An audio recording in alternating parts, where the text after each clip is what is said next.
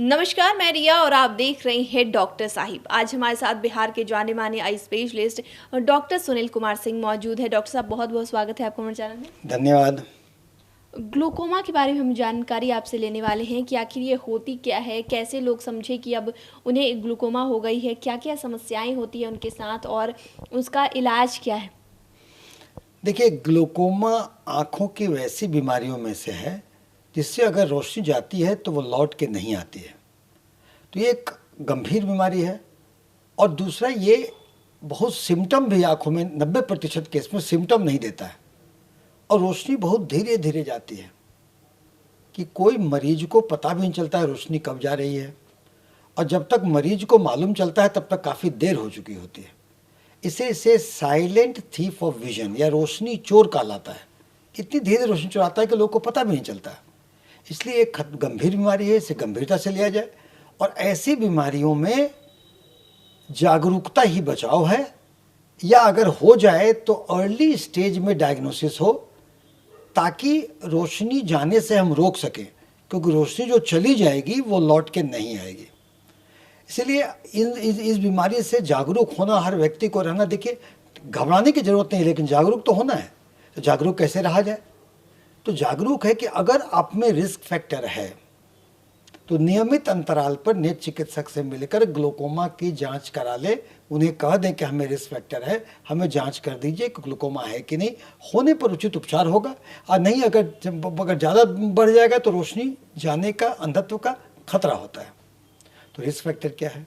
आप अगर डायबिटिक हैं तो रिस्क फैक्टर है। हाइपरटेंसिव हैं, ब्लड प्रेशर की शिकायत तो दिखा लें। अगर हेरिडिटरी, अगर आपके परिवार में किन्हीं को ग्लूकोमा है तो एक महत्वपूर्ण चीज़ है। आपको आंखों में चोट लगा हो, या आप किसी कारण से लंबे दिन तक स्टेरॉयड का सेवन किए हो, तो ये सब चीज़ें 40 साल के बाद हो और आपका समय समय पर चश्मा बदलता जा रहा हो, तो ये सब रिस्क फैक्टर है।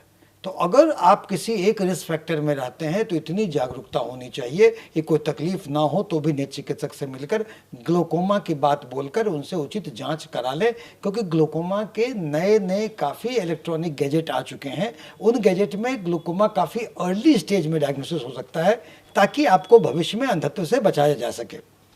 पहले ये बात नहीं थी। जब तक क्लिनिकली मरीज बोलेगा कि हम, लगेगा कि हमारा अगर कम दिख रहा है, तो तक में इतनी लेट हो जाएगी कि हम कुछ खास नहीं कर सकेंगे।